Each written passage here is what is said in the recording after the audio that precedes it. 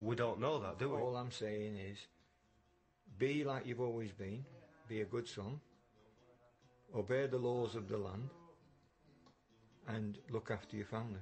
Well, and that's all I ask you to do. But that's what Islam teaches me to do anyway, Dad. Well, I hope and that's so. what you've taught me to do. Well, I hope you don't go to live abroad. I hope you stay in this country and where I can keep my eye on you. Well, I hope you come and live abroad with me, I can keep my eye on you. Well, we'll agree to disagree, son.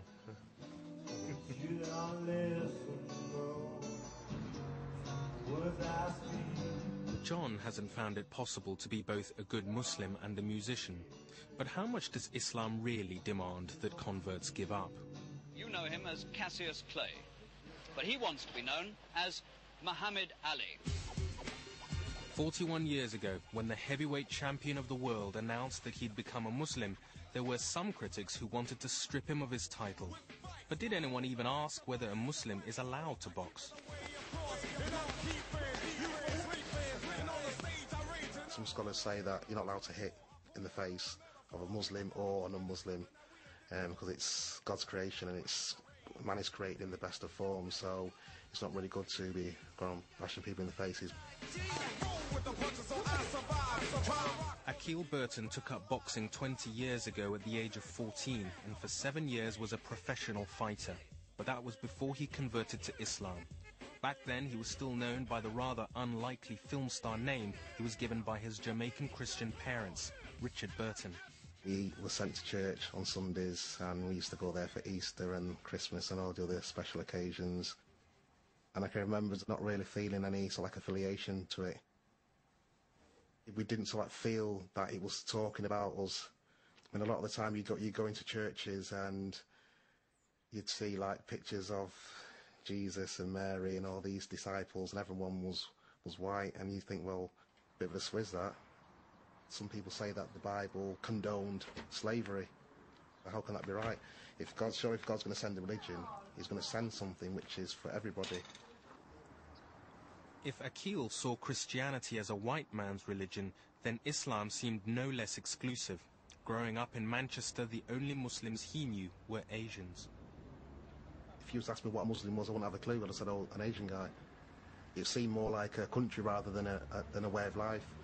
And when another Jamaican brother embraced Islam, it was like, why? You know, you're not Asian. I was just intrigued. And like, whenever I used to see him, we'd end up talking for like 2 hours. Every time I had a question for him, he had an answer, whereas I suppose before in the Christian days, I'd sometimes ask questions and I wouldn't get an answer. So that interested me, and then through him, I began to read the Quran. The first thing that struck me is that it was very similar to the Bible. It talks about Moses, Abraham, Job. A lot of the verses in the Quran ask you to reflect on your own existence. Look at the tree, look at the birds, look at your own creation, how amazing your own body is. And that in itself is sufficient for you to say, well, I'm something special and something special has created me. The more I read it, the more clear it became that the Quran was the word of God, without doubt. And that this is what I had to follow. I knew that in my heart.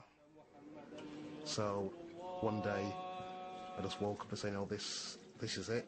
What happens if God stops calling me? Akil converted 2 years ago, but he'd been thinking about it for at least 6 years before that. He knew Islam was going to demand a change in his whole lifestyle. I was still fighting internally with myself to give up the things which I'd been used to, so giving up the going out, giving up the chasing the women, giving up the drinking, giving up the smoking, giving up the partying, giving up this what I'd call immoral lifestyle now. Okay, the women is probably the most difficult one, but when you convert to Islam, every sin that you've ever committed in life is forgiven.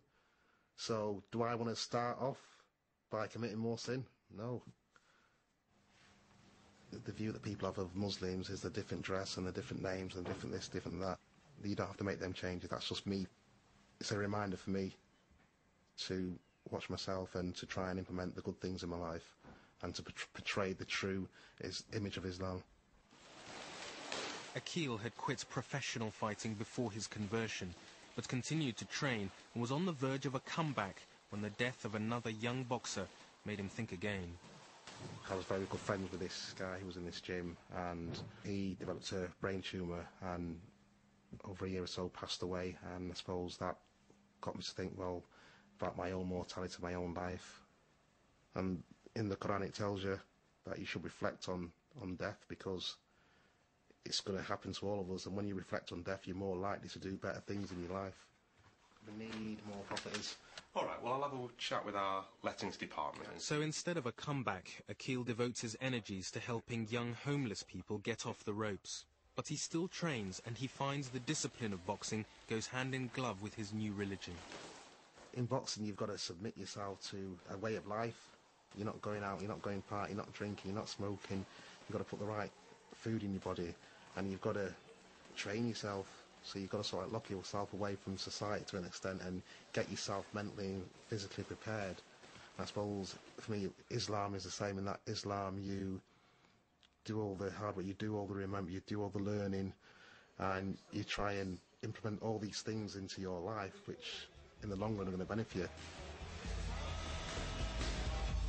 There are many types of converts. Some can't wait to cast off all trace of their old selves.